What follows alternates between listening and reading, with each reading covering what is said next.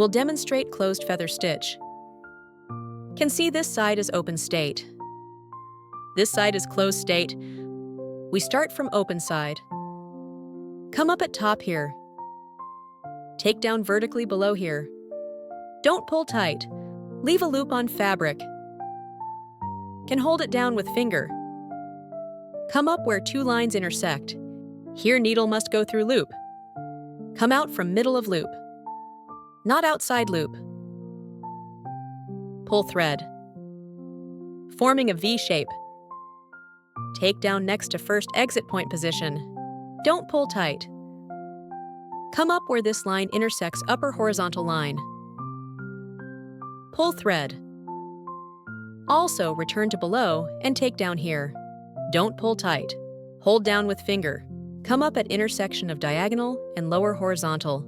Continue returning to top. Take down close to previous stitch. Also come up at intersection of two lines.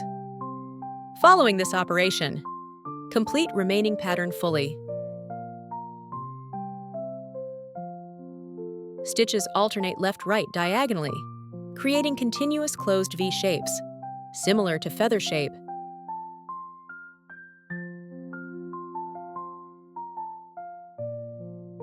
Stitches must remain symmetrical. This way, closed feather stitch will be neat. This stitch can be used for fabric edge treatment. A great choice.